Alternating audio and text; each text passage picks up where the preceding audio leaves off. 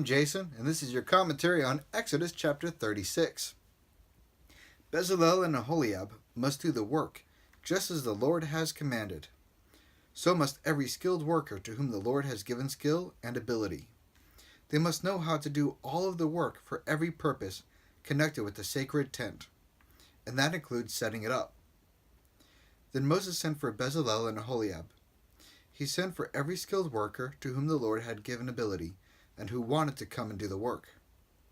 They received from Moses all of the offerings the people of Israel had brought. They had brought the offerings for all of the work for every purpose connected with the holy tent. That included setting it up. The people kept bringing the offerings they chose to give. They brought them morning after morning. So all the skilled workers who were working on the holy tent stopped what they were doing. They said to Moses, "The people are bringing more than enough for doing the work the Lord commanded us to do." Then Moses gave an order. A message was sent through the whole camp. It said, "No man or woman should make anything else and offer it for the holy tent." And so the people were kept from bringing more offerings. There was already more than enough to do all of the work. I think it's absolutely wonderful that it got to the point where the people were bringing so much that Moses had to say, No, please stop. We don't need any more." All of the skilled workers made the holy tent. They made 10 curtains out of finely twisted linen. They made them with blue, purple, and bright red yarn. A skilled worker sewed cherubim into the pattern. All of the curtains were the same size. They were 42 feet long and 6 feet wide. The workers joined 5 of the curtains together. They did the same thing with the other 5. Then they made loops out of blue strips of cloth along the edge of the end curtain in one set. They did the same thing with the end curtain in the other set. They also made 50 loops on the end curtain of the one set. They did the same thing on the end curtain of the other set. They put the loops across from each other. Then they made 50 gold hooks. They used them to join curtains together so that the holy tent was all one piece. The workers made a total of 11 curtains out of goat hair to put over the holy tent. All 11 curtains were the same size.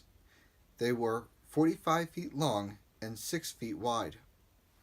The workers joined 5 of the curtains together into one set. They did the same thing with the other 6. Then they made 50 loops along the edge of the end curtain in the one set. They did the same thing with the other set. They made 50 bronze hooks. They used them to join the tent together all in one piece. They made a covering for the tent. They made it out of ram skins that were dyed red. They put a covering of the hides of sea cows over that. Now, there's a whole lot of information in here. In short, he's just saying, here's the dimensions and the material for the curtains that would be used for the tent. It's just a way to cover it and to put on its sides. The workers made frames out of acacia wood for the holy tent. Each frame was 15 feet long and 2 feet 3 inches wide. The workers added 2 small wooden pins to each frame. The pins stuck out so that they were even with each other. The workers made all of the frames of the holy tent in the same way. This is just describing the frames that they made in order to put the linen over it for the curtains to be able to hold them up. They made 20 frames for the south side of the holy tent, and they made 40 silver bases to go under them. They made 2 bases for each frame. They put one under each pin that stuck out. For the north side of the holy tent, they made 20 frames and 40 silver bases. They put 2 bases under each frame. The workers made 6 frames for the west end of the holy tent.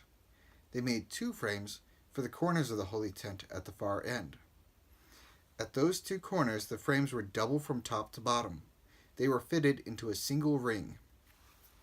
The workers made both of them the same. So there were 8 frames and 16 silver bases.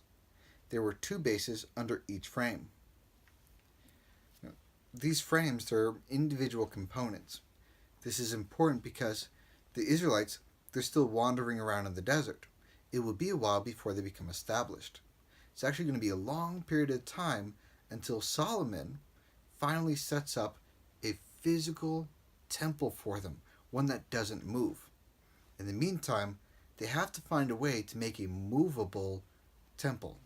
The workers also made crossbars out of acacia wood. They made 5 for the frames on one side of the holy tent. They made 5 for the frames on the other side. And they made 5 for the frames on the west at the far end of the holy tent. The center crossbar reached from end to end at the middle of the frames. They covered the frames with gold. They made gold rings to hold the crossbars. They also covered the crossbars with gold. They made the curtain out of blue, purple, and bright red yarn and finely twisted linen. A skilled worker sewed cherubim into the pattern. The workers made 4 posts out of acacia wood for the curtain. They covered the posts with gold. They made gold hooks and 4 silver bases for the posts. For the entrance to the tent, the workers made a curtain out of blue, purple, and bright red yarn and finely twisted linen. A person who sewed skillfully made it. The workers made 5 posts with hooks for the curtains. They covered the tops of the posts and their bands with gold, and they made 5 bronze bases for them. Now, if it sounds like there's a lot of frames and a lot of curtains, well, that's because there is. The courtyard is going to be 150 feet long by 75 feet wide. So we're talking half the length of a football field. The inner holy tent is going to be 45 feet long by 15 feet wide. It's going to be broken down into 2 sections. The first part where you enter is going to be 30 feet long and 15 feet wide, with a square room 15 by 15 in the back where the Ark of the Covenant was kept. So this is a lot of material, a lot of work that's going to go into this in order to make sure that it fits together as a single unit when it's all hooked up. Well, that's it for commentary on Exodus chapter 36. Thank you so much for joining me, and I'll see you guys next time.